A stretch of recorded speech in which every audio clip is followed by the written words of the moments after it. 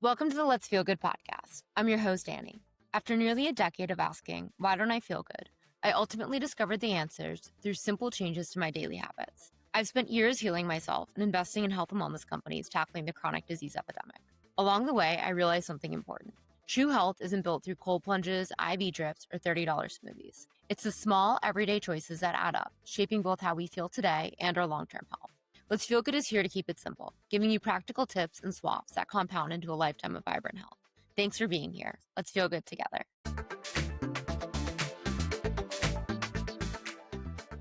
So, welcome back to the Let's Feel Good podcast. Today we have on a very special guest. Kibby is a founder in the mental health space. We met when I was an investor at Antler, which is a pre-seed venture studio accelerator investing in early stage startups. Kibby is amazing. She is a thought leader in the mental health space, CEO and co-founder of Kula Mind, a podcast host, a researcher with over 18 years of experience at top tier universities. So we're going to dive into some juicy topics today surrounding healthy relationships, vulnerability, and share practical strategies that listeners can implement into their own lives and their own relationships. So this is going to be a fun one. But Kibby, I'll hand it over to you if you want to give a brief introduction to yourself and Kula Mind as well. Yeah, well, thanks so much for having me. I'm really excited to chat today. So I'm Dr. Kibby McMahon, as you said. Not just, I mean, it seems like just, but like a year and a half ago, launched Kula Mind, which is a AI platform and community for loved ones of people with mental illness or addiction. So a lot of people that we have are like, they have their partners who have anger issues and depression or just struggle with emotions, drinking, or people with like adult children who are just kind of like struggling themselves. So we really like focus on the caregiver aspect and give them like tools and knowledge and coaching and skills for how to handle like really difficult relationship. Are they guided courses? Is it one-on-one coaching? Everything. So, I mean, it's actually shifted around a lot because as you know, I'm talking to you as like a knowing the founder life, you kind of experiment with all these different things. So we have like a combination of like digital tools that use AI. We do coaching where I do like a group skills class like every week. And then we also have these like video courses and all these resources that I actually make for our community members. So if someone comes in being like, oh, my daughter has OCD, help me, I'll basically make some like customized resources for them. So it's like everything. That's amazing. And you focus on everything from supporting a family member or partner with ADHD, depression, anxiety, trauma, anger management skills, Totally. saying the whole scope. Yeah. I mean, the people who we're serving now who are in that community, it's usually the people who have a loved one who's what we call emotionally dysregulated. Like maybe they have personality disorder, like borderline personality disorder. They are maybe impulsive, kind of explode, self harming. Usually it's a loved one of someone who has a mental illness that is really impairing and kind of dangerous. They tend to be the ones who are like, please help me. I don't know what to do. Tell me what to say and do to help my loved one. Absolutely. And what's amazing about that too is I think anything where you take your skills professionally and put them into an app or a company with a tech component, it makes it more accessible. Therapists are so hard to find, and finding a good one is even harder. And then if they take your insurance, so being able to have an option like this that is, more accessible to a broader group of people, you have different modalities of providing these different treatments and suggestions and learnings. That's so important. So, and your podcast is amazing. I'm a personally a huge fan of it. Yeah, for sure. So tell me a little bit about what inspired your journey into the space. Why did you found Kula Mind? What inspired you to start the podcast, and what has been your personal journey? Because you're a passion driven founder and Yeah. you're so successful too. Gosh, okay. Let's see if I could give the short version. So I grew up in a family. My parents divorced when I was 6 years old. And my mom was from Hong Kong and was an immigrant here, and she really struggled. So she struggled with alcoholism and a lot of anger management issues. And it just was like a chaotic life. So I didn't think much of it. You know, I'm kids just trying to survive. So that was just such a part of me growing up is like monitoring moods and understanding what addiction is and what that means for me. And I became this like really hyper driven girl who like kept everything together Mm. while my mom and my family was like falling apart.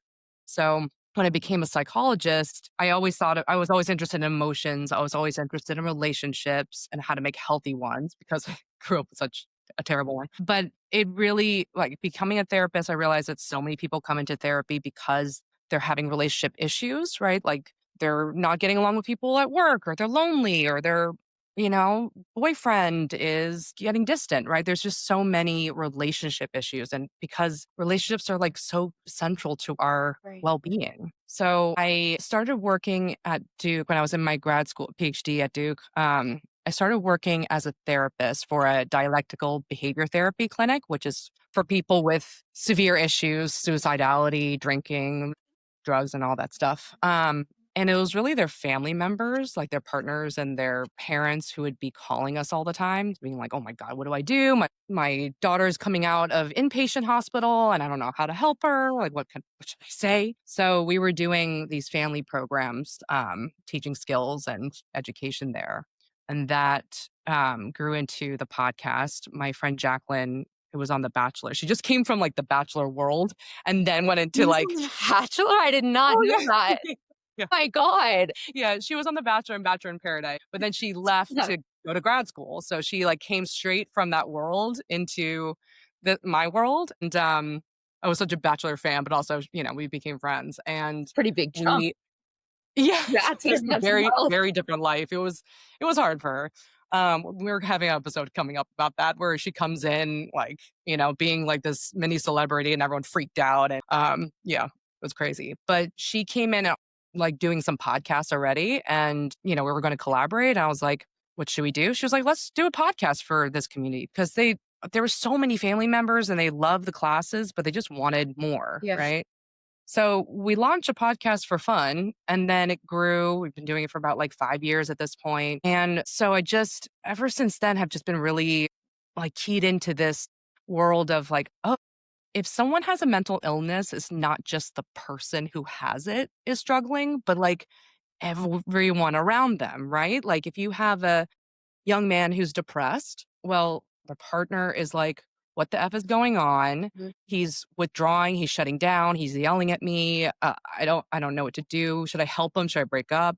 And then that kid's mom is going to be like, my son is not what he used to be, but then everything I do doesn't help, right? So it's a whole system of people who suffer from mental illness. And so I think people really resonate with that approach. What are some of the most kind of impactful suggestions or tips that you've given your community that you've seen to be effective? And I know they must range to Mhm. what the situation is, but Yeah. what are a few kind of the most common things that you see come up and some of the most kind of effective tools that people listening can keep in their toolkit if they're experiencing something like this? Yeah, it's starting to like synthesize into like two main points when I'm talking to a lot of people about relationships and, being like a caregiver or supporter. Really is like secure attachment is a balance between closeness and safety and freedom, exploration, and growth, right? So, like, if someone feels like a secure attachment, like a mom or caregiver, you go to them when you're scared for protection and you stay close physically. But then part of a secure attachment is also going away and exploring the world together and, like allowing that person to like explore outside of their relationship. Right. So it has both like closeness and independence. And so I feel like the skills or the topics that I keep coming back to are validation skills and boundary setting skills. So validation is so important. It's basically treating someone else's experience as valid, real, and understandable to you. So it's basically expression of empathy. And that's the closeness part. That's like, hey, I see that you're struggling. I totally understand why you would feel that way. And I'm just sitting next to you looking at it with you. I'm here with you. Even just that is so powerful and so healing. You don't even have to do anything. You don't even need to save them or fix them or drag them out of something. You just need to be like, "Hey, I see your perspective. I get it. I'm here with you. Let's figure it out together." So those validation skills I teach all over the place in Kula Mind, and everyone loves them because they go, "Oh, that's so hard." And then once they try it, it's like changes everything. Like they go, "Suddenly my son who wasn't talking to me is like talking to me now." And So that's a huge one. And then learning how to set boundaries. That's so popular now. And I think social media and the world is really going nuts with like crappy descriptions of it. And so I try to teach it in a more science based way. And what is that? I'm curious because there's so much noise on social media about So setting. much noise. Yeah, boundary, if you're on social media, like me all the time now, you would think boundaries is just like, yeah, just tell people when you don't like them or what they're doing No, ton or when you just want to never speak to them again. That's a boundary, you know? Like that's the impression I get. It's just like it's okay to tell other people that they suck and that they should go away, right? Like I don't know. It just seems so like so negative. And I think that the way I define boundaries is like a guideline of how you react to different situations or behaviors from other people. And we've gotten really into this, like, I don't know, like looking out for controlling other people. And so if I say, hey, don't talk to me like that, I'm like, oh, I set a boundary. But instead, a boundary, if it's a guideline for how you react, you are thinking about how are you going to react to someone when they yell at you Mhm. versus when they speak calmly to you, for example? Right. Acceptable situations or unacceptable situations. How are you going to react differently? And then setting a boundary is basically like saying that to them, right? It's like, hey, I when you yell, I start to get really scared and I shut down. I can't really hear you. And it's really upsetting and it's not productive. If we're yelling in our next conversation about this, I'm gonna have to take a pause for 20 minutes and walk away. But if we talk calmly and respectfully, I'll totally be in there with you and I could really listen. Right. So you're just highlighting, hey, you could do whatever you want. You're a free agent, but like I will react this way. It's going to be a change in how I react based on, the situation. So I think that's how I frame boundaries. And then I add I add little skills about how to actually make them stick better. So So it sounds like what you're saying is that to set a healthy boundary, it's being an open communicator and vulnerable and honest about what your needs are and how the other person is affecting you and how giving them the information to then act or communicate in a way that's going to help you respond. yeah. And it's mostly just like saying, hey, these are the two paths. This is gonna be the difference if you do this versus that. Right. So it's a little bit more about like how am I gonna react? Yeah. Right? You're welcome to yell at me. Mhm. You're a free person. You can yell at me. However, if you do, I'm going to stop talking to you. So if you want to continue this relationship and talk productively, that's up to you though. So I think it shifts it to like a little bit more about what are you going to do? How are you going to react Right. to things? Because most people mess up boundaries by saying like, "Hey, don't yell at me." But then if that person yells, then nothing's different. Like maybe I just stay and yell back. Yeah. It And elevates the entire conversation and it yeah, proves the point really quickly. Yeah. Totally. What you said about attachment was interesting too. I think in this day and age, I've seen a lot of either parents or caretakers. There can become an attachment dynamic where parents solve a lot for their kids. Like mm, they're figuring everything out, they're scheduling everything, they're solving all horrible. problems, and Yeah. kids aren't independent. And there's also the dynamic of, I think, just generally in our society today, and part of it is just there's so much overstimulation from social media to constant noise, constant distractions, where people don't know how to sit with themselves and they don't know how to sit in their emotion. When you're so used to having things either solved for you or someone constantly saying, I'm not going to leave, I'm going to reassure you, like, we're going to figure this out together, I'm going to kind of overtake this whole situation to make sure you feel no discomfort, that can be really hard to practice secure attachment. Oh yeah. So, how do people ease into that? And I think build the self trust with themselves to know that they can handle it. Because I think that anyone with an anxious attachment style, maybe their core belief is that they can't be alone or they can't handle something alone. Mm. So, what are the tools for somebody who feels that way but wants a secure attachment to start building that internal self trust and confidence? Well, do you mean the person who has this Yeah. anxious attachment who is like looking for reassurance I and guess stuff like that? let's use a parent-child dynamic. Mhm, The kid has anxious attachment. They're mhm, mhm. used to everything being solved for them. They probably don't feel that they could solve it entirely on their own. They're so used to someone Yeah, stepping in, taking care of the situation, not leaving their side, got it, constant got it. reassurance. And then also, how does the parent start to help their kid become? Yeah. Both so tools for both sides. Yeah, it's tricky. It's that's so interesting because that's what we talk a lot about with loved ones with people with mental illness. Like no matter what age that loved one is, like whether it's a 3-year-old kid or a 30-year-old son, if someone is struggling with anxiety or depression and they can't get a job, they can't pay the bills. Well, someone who loves them might step in and offer. I mean, I could talk so much about my my ex, but that's what I did. I was just like, okay, I'll just take care of everything, thinking that that's helpful. And it really, I mean, it has to be done in a boundaried way, Mhm. right? So the tools for the caregiver, let's say, it's really looking at, I don't like the word enabling, but looking at, does my help actually make things worse? Mhm. Is the way I'm supporting it actually making it easier for them to avoid things that are important or use or drink or do drugs, whatever? Or is it actually helping them grow and launch in ways that they want to? Right. So, like, thinking about that.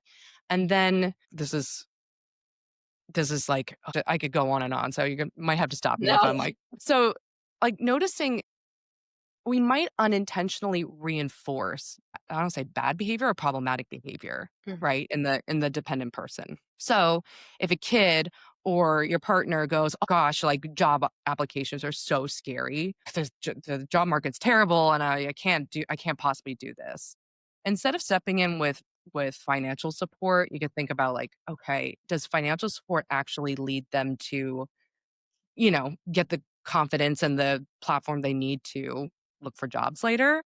Or is that actually making them easier to avoid the distress and anxiety and discomfort of applying for a job? So, I mean, just thinking and looking at those patterns, and this is what we do all the time in Kula Mind, like looking at your patterns and see, like, is this helping actually, or is this making things worse? And once you see that, seeing if you could make some boundaries around that, right? Like, okay, I will offer, a month of financial support. And if you're like applying for jobs and moving forward, then I'll keep going with that. But if I'm seeing that you're not doing that, I'm going to have to, Right. not send you more money. Right. So for the parent or caregiver to tolerate the distress of, I'm going to have to watch my loved one like fall flat on their face and be uncomfortable and maybe like fail and not always feel comfortable, right? And for the dependent person, I mean, it's tough, right?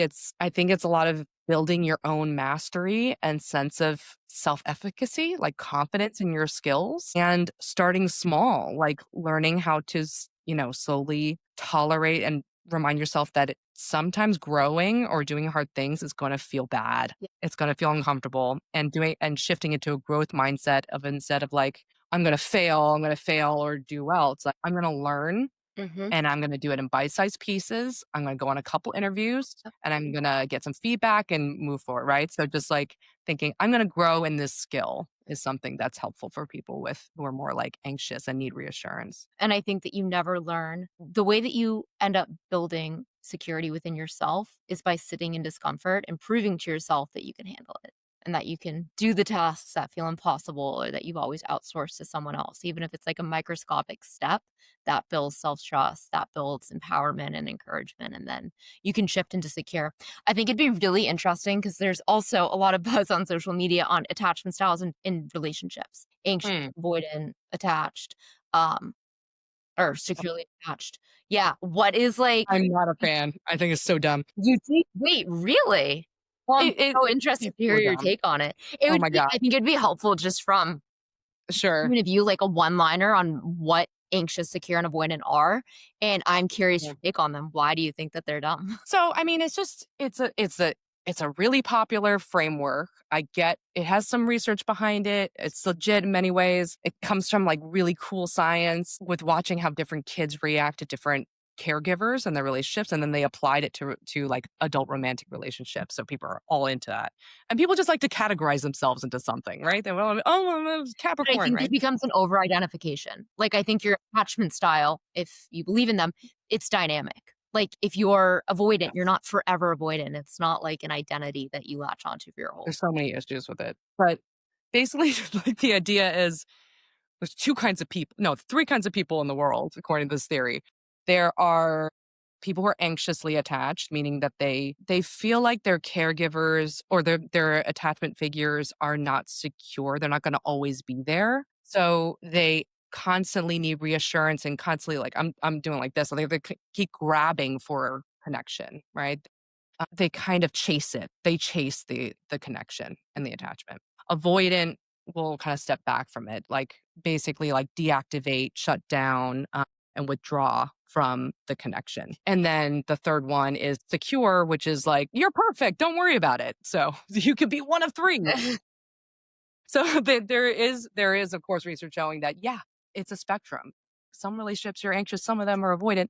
And the secret is everyone is anxious. The avoidant people are anxious. The anxious people are anxious. So it's a stupid name. True. That's actually a really good point because I feel like avoidant is just a different version of anxious. No, It's like a different response to anxiety. exactly. Exactly. On social media or any books that you read, it's like, you're anxiously attached. I just want you to know. Don't date people who are avoidantly attached. You're amazing and you should just find the right person. And for avoidantly attached people, you should stop being such jerks and actually commit. I'm like, okay, super simplifying it. Yeah.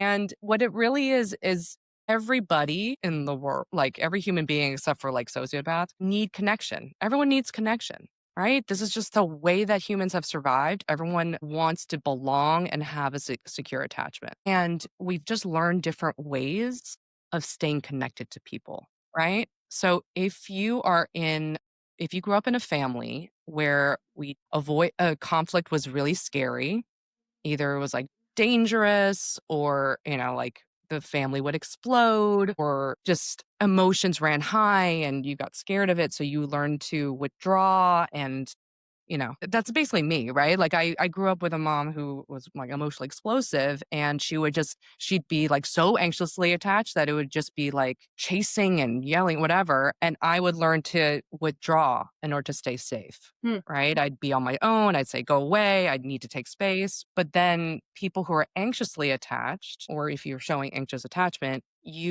feel like you have to fight for connection. So avoidant people deactivate and calm to stay safe and connected. And anxious attachment people fight and get louder to get the connection. So everyone is going for the same thing, but they're doing it different ways. Yeah. That's really interesting because sometimes the ways that you grasp onto your attachment or make sure that you're safe, whether you're avoidant or anxious, are unhealthy.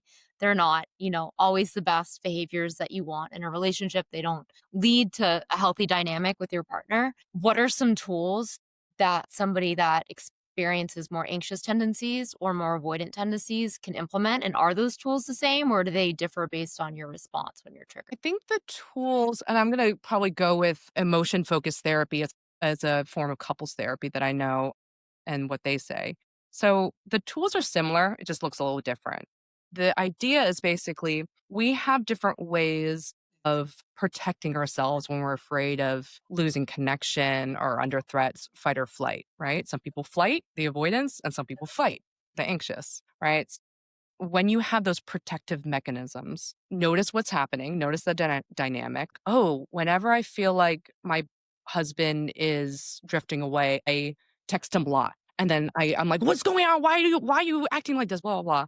And then that might bring up their protective mechanism, nothing, and like drawing away, which makes it worse, right? So just noticing, oh, when I feel afraid or I feel threatened, this is how I react. And this is what happens when I react that way. So just like noticing that pattern and then finding ways to slow down. And instead of jumping into that defensive mechanism that you're used to, trying something else. So couples therapy is really helpful for things like that, but you can do it yourself where you go, I could feel that I'm getting like anxious right now and I really want them to text back and I'm freaking out because when they don't text back, I'm assuming that they want to break up and all my anxious attachment thoughts are flying through my head. Let me take a breath. Let me walk away. Let me soothe myself with different skills. And that, for example, like I have Cool. fidget things. I also take walks, something to like actually calm the body down. And then learning other ways to communicate and get the thing that you need. Yeah. Hey, I'm really nervous about like I know this is silly, but like when you're not texting, it's making me feel really disconnected from you. And I know you're probably at work and can't text back, but I just wanted to say that. So next time we talk, can you, I don't know, give me like a virtual hug, right? But actually like not going into that protective mode that makes things worse, but seeing if you can meet your need in a different Right. Being honest and vulnerable about what your need is. way. Mhm. Yeah. Question for you on that. I think sometimes if you get really anxious or you feel like someone's pulling away or you think something is a threat, your brain can work very quickly to convince you that it actually is. How do you decipher between truth and Mm. fear? And, Mm. it's an amazing ability to be like, that is my anxious brain. This is not the actual situation. This isn't truly a threat. I'm really safe in the relationship. I'm going to communicate and ask for what I need. But sometimes your brain works so fast because you feel the feeling, then you feel the embodiment of it, and you're fully convinced within 5 seconds that, like, everything is on the rocks. Yep. How do you learn the skill of deciphering between what is real and what is fear? Yes. Yes. That's really a really good question. Relation is always real because your emotions are always real, right? Is it real reaction? But it might be that you're reacting to something in the past, Hmm. right? That's not now, right? You might be reacting to something completely different, a memory. So emotion regulation skills are hugely helpful for all that because we know that emotions love themselves. So what that means is that when you feel anxious, anxiety is going to want to hang around. It's going to want to motivate you to stay safe, right? If we have a bear in this room, my fear is going to make me go like, do everything you can to get the F out of this room, right? So what emotions do is it makes you see the situation based on that emotion and pull in any memory and feeling and body. And it's just like, here we go, fire it up, right? So just noticing the signs of that for you, like noticing if you have certain thoughts or like certain thought loops, or you notice, oh, yeah, I know that when my chest gets tight, that's when I get really anxious. Anxiety is less of the issue for I'm more of an anger gal. And I anger ruminate. And I know that when I'm like looping over Yeah. all the things that that person did wrong and why I'm justified, blah, blah, blah, then I know that I'm like getting into my spiral and For sure. I need to do some stuff. I did some like social media reels about this. I do some like weird stuff to get myself from like that 80 out of 100 to like more of a 50. Like, I will go on intense walks. I love watching horror movies. That's like my thing to regulate. Interesting. Point where like I've talked about this enough that my husband goes like when I'm watching a horror movie, he's like, "Are you mad at me?" I'm like, "No, no, no. Gosh, that's funny. How does I that just like it right now." But the adrenaline elsewhere? yes, yes. I don't know what it is. It's just I get sucked into like I get the aggression out, but it's in a safe space, whatever. And then you let that intense emotion, that fight or flight response, chill, right? Let the emotion kind of drain out of you a little bit. And then you could kind of think through because the mind, when it's like emotions love themselves, it wants to focus on only the negative stuff. Yep. And it's so narrow, right? Like if a bear is in this room, I shouldn't be paying attention to you or anything else. I should be paying attention to that bear. 100%. So if I'm like, there's no bear, Kitty, it's like focus on the conversation, right? Then your mind can be a little bit more flexible Right. when you're less like fight or flight. Yeah. It's a really good tool. It's hard because Oh, yeah. when you really care about something and you don't feel safe or you feel under threat, you wanna take action on it immediately. I mean, Oh, I'm yeah. incredibly impulsive. It's hard when you're impulsive and you care about something and you feel so strongly about it. It is really hard to take a step back. I think for my impulsive, the one tool I have that works for me Yeah. is to remember what do I want to get out of this? Yes. What's my goal, right? If I'm pissed and I'm anger ruminating and I'm like, I'm going to send this to, yeah, I'm going to send it. Then I have to think to first of all, I have other strategies. Like I send it to my friends Yeah. first and they go, "Kimmy, you're crazy, chill out," right? Like, but I will think like, what do I want to get out of this? Do I would just want to feel heard? Do I want that person to reassure me? Do I want whatever? And then I have to think, what's the best way to get there? Right. Right. And so sometimes if I'm like really like going nuts, I know that I'm not in the space to even think through that. Mhm. And I'm like, no, no, no, no. Okay. I'm getting impulsive right now. I'm going to do something dumb. Let me figure out what do I want to get out of this. And if I really can't answer it, or if I'm going to do something that gets me away from that, I got to chill out for a little bit. Yeah, yeah. It's really important to recognize too. And part of that, I think, is being in tune with your body's response to Hmm. the feeling. I mean, I get a really racy chest. And I'm like, if my throat gets Mm, tight and my heart starts racing, then the underlying feeling could be true. But I'm not in a place to decipher if it is yeah. real or if it is fear until my body is in a calm state and I can think clearly.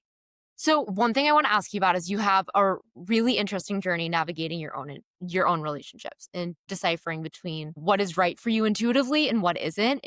Your body has very clearly responded to the right relationship versus the wrong one.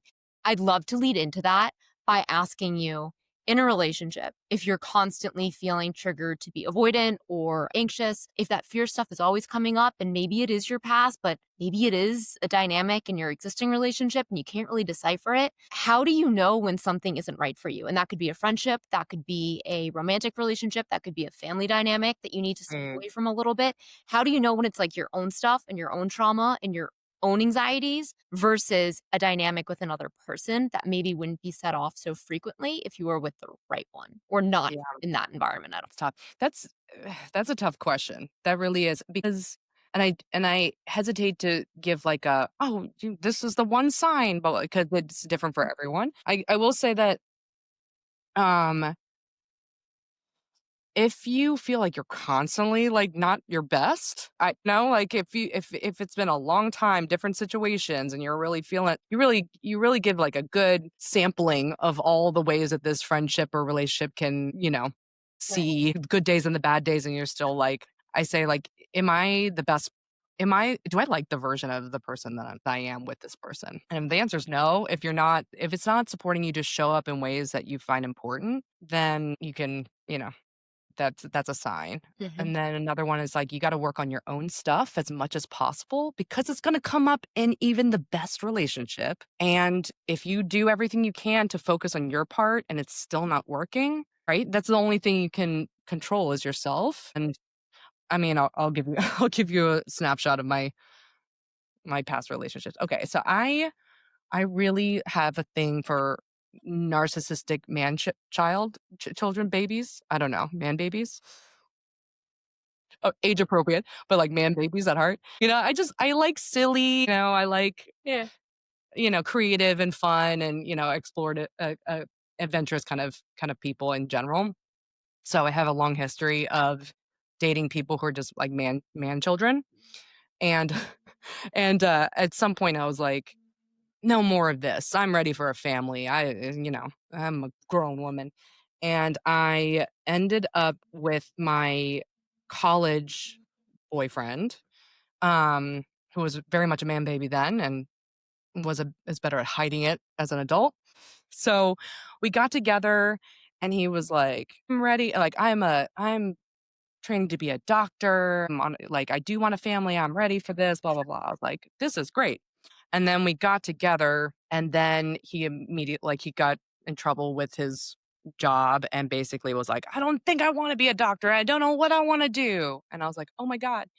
But we moved in together and he kind of kept trying to find himself for like the 4 years that we were together. And I mean, there's so many horrible stories in that, but, like, I noticed that I was becoming my worst self with him. I was nagging, I was explosive, I was like, "Why aren't you what's going on?" Because he would say, "I'm looking for a job," but then he would spend every day, like, smoking weed in our basement, playing guitar, applying for jobs. Mhm. And I was like, "Did you apply for a job?" And he'd be like, "Yeah. Look, I have all these tabs open." And I'm like, "Did you and he'd be like, "No, but I'm thinking," so it would be that for years. And so I was more anxious about it. I was more demanding. I was like, "Ugh," I, like, really didn't like who I was with him. And that should have been the signal. I mean, there was other signals too. Like we struggled with infertility for 2 years, and I really struggle with being like, is this a hard time? Like, is he just gonna get back on his feet and find the career and be self-actualized and be like the amazing partner and dad that he wants to be? Or is this like him and I just gotta get out of it? Yeah. So the question that you're asking, like, how do you know? It's a really hard. Yeah. I mean, part of it was like intuition. Part of it was like I burnt myself out. Part of it was watching us over years of trying all these different things. I was like in therapy and we're couples therapy, whatever, and nothing felt like it was working. And then I was just like, I don't like who I am anymore. And I also don't want to have kids with this person. Yeah. Yeah. And I was way more protective over my future family than I was with myself. Yeah. Yeah. Was there a clear moment for you or did it kind of evolve over time? I mean, it was crazy. He was a like full doctor and I was a grad student and I was like fully paying for everything. So that just sucked. And then there was two major moments. One was that, he was struggling to like find a job or whatever. And then I was looking through my drawers. I was looking for my passport and my drawers. And then I found a drawer full of lottery tickets, years and years of lottery tickets. And it was like a pile of lottery tickets from like the past 2 years, like almost every day. I didn't know he was buying it. I didn't know. It was like one of those, like, just had a feeling. I was like, "Ew." There was just something, it just was so symbolic of how I felt like he was looking for a easy way out of his problems Mhm.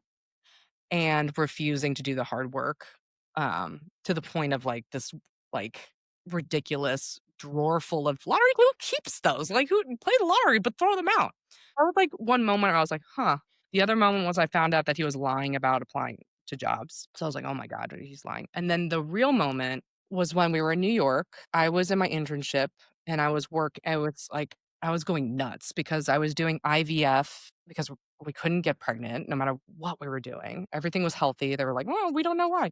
But I was doing IVF from 6 a.m., doing all the stuff, going to appointments in the morning, and then working from 9 to 6, and then taking care of the house and all the bills and everything. Right. So I was just like really over functioning. And um, we made the embryos and we were about to transfer one in. Like I was about to get the final stretch and that was going to be on Monday. And then I was just like, I want to have my last hurrah. I want to freedom, whatever. I was panicking. Right. And I thought I was panicking because of like, oh, having kids is hard. I just justified it in all these different ways. Yeah. But I hung out with my friends on the weekend and we all did a little bit of mushrooms and with my husband, I don't know, like, it was like I connected to, like, this maternal love that felt like the essence of the universe. I mean, it was a really good trip, but it was just like this. I think it was just like I was so sad and scared about not becoming a mother or, like, feeling so disconnected from the mother caregiver person that I wanted to be, that I just, like, connected it on this, like, emotional level and just I was seeing images, I was just feeling it. I was getting messages about, like, like, that this maternal love is always there for you. You just really gotta, like, own it and let go of things that are, blocking its way. And then literally the next day, I was just like, "I can't do this. I can't do this relationship. I can't do this embryo transfer. Can I pause? Can I stop this? Like, I can't. I just can't." It was just like it wasn't like I in the trip, I got a message saying, like, "Don't do this." But the next day, I was just like, "I simply cannot do this. I cannot have a child with this man, and I think I have to divorce him." Like, it was and, yeah, I You did. did. And then what happened? It was insane, like, it was just insane. I was like, "What am I doing?" Right? Like, I'm Yeah. so close to what I wanted, Right. but I went through then I just, like, immediately stopped. I went through divorce, and then it was COVID. So, it was COVID winter in New York City when I was still working virtually. So, I was, like, in my apartment by myself for months being like, "Oh, great. I'm a 35-year-old woman who wants a family and who might be infertile. I'm starting afresh. Like, Yeah. what am I gonna do?" So I panicked for a whole winter. But then I dated someone who was super toxic. That's a whole other story, but super toxic that repeated the same patterns as what I did with my ex. And then I was like, "You know what? I'm done. I'm burnt out of chasing these man children. This is not I can't do this." Yeah. And then my best friend, Alex, came to New York to hang out with me in the summer and console me during my year of being divorced. And we just clicked and fell in love. Mm. And then I got pregnant like 3 months later. That's Yeah. unbelievable, Kibby. Yeah. That is your body talking to you. Yep. I met you probably like not even a year out from all that. Yep. Mhm. You had a son when I met you. Mhm. Mhm. He's Yep. little. Yep. What's really interesting is that clearly that was a lesson that you had to go through and you had to move through it yourself and kind of get that hard left. Maybe it was infertility, maybe that was that kind of last epiphany that you had that redirected your course. But I've always heard that whatever our lessons are in life, as soon as we're almost done with clearing it, we get a snapshot of it in like the most acute way possible. Potentially that really toxic relationship before you met your current husband. Yeah. And at that point, if you're able to recognize it, see it, and say, this isn't me anymore, I don't want this, I've learned from it, clear it out of your way, then you're kind of catapulted Yeah. into the next phase of your life once you've moved past that lesson into the healthy relationship that you are craving. But Yeah. That's it's an interesting way of amazing. saying But actually, because it almost, the universe almost tests you. Like, did you learn this lesson? Good, you did. Now you can. it. Yeah. It really is like how addicts, people with addiction experience some relapses where it's like you might be in a negative and unhealthy pattern. And then as soon as you step away enough to see it, I like to call it like seeing the matrix code. You have this sometimes feeling of like, oh, I'm seeing that now. And I'm seeing this is bad. I'm seeing how it works. And I'm not going to get sucked in. That's the moment where you can really break out of there. I think it's so hard to see things when you're in them. It's Oh so yeah. hard. I think so much of the driver behind anxious attachment or avoidant tendencies or settling for less than your worth or taking care of somebody else when you shouldn't be. Or is there somebody who will treat me really well in all of these ways and all of the ways that I'm looking for that I didn't have before? Like, am I deserving of that? Scarcity mindset, fear, lack of self worth. And I think sometimes it's once you've taken the time to recognize what you truly want and truly believe that you're deserving of all of it, then you attract that into your life. But I think sometimes it's just like justification after justification, or it's self blame and shame. It's like, well, they're doing this because I did that. Or if I helped them better in this way, maybe they wouldn't have done that. When really all you're doing is like enabling the same patterns. Totally. Yeah. Sometimes I see that like, am I worthy? Am I deserving? Messages, especially on social media. And sometimes it feels a little vague, a little too vague. Like I get it. I get the feeling, Yeah. but I also feel like it's a little bit too vague for me, at least to grasp. I think it's a little bit more of like, for me, it was like, what do I actually want? And then what do I have to do in order to get it? Yeah. Right. Like, like, I know the worthy is like, can I get it? Yeah. But I was like, I want someone who sees me for me and is stable and reliable and shows up in the way that he says he will. And I think that I I guess wasn't sure that that was possible or like didn't know how to get it. So in my toxic relationship, when he would still do similar things as my ex, I would chase it. I would start to ask him like, oh, I'll do the work to get him to be reliable. Yeah. But then it was just kind of like, that's not the way to get him to be reliable. Go find someone who's reliable. But I didn't know that that was so important. Yeah. And I didn't know that that was the thing that I was like trying to force out of people who didn't have it. It's a really good point. That's a really good point. And I also think that it's difficult to look at things on paper, like justify staying in a relationship or even a career or a friendship, whatever it may be, being like, but they're good for all of these reasons, but they're X, Y, and Z. And it's like everybody is a different human and like we all need different things. If we let other people's relationship define what ours should be or somebody else's job is good enough for them. So like therefore why am I complaining? I shouldn't be complaining. It's like we all need and want different things and we have to own that. And Yeah. you can find everything that you're looking for. But I think it's so everything is so individual, especially relationship dynamics and what certain people need to feel fulfilled in a relationship. Really interesting. Well, I love that story because it ended in such a happy place. So Yeah.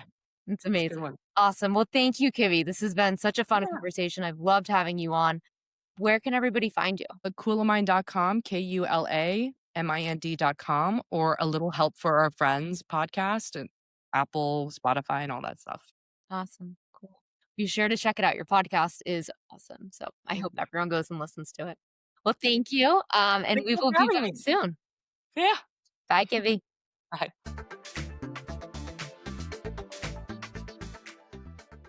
Thanks for listening to Let's Feel Good. If today's episode helped you feel more clear, empowered, or inspired to take action on your health, I'd love if you'd subscribe, leave a review, or share it with a friend who's on their wellness journey too. You can find today's show notes, links, and extra resources over on Substack at letsfeelgood.substack.com. And follow along on Instagram at Let's Feel Good Club for more real-life wellness tips in between episodes. Because how you live determines how you feel, and we all deserve to feel amazing. See you next time.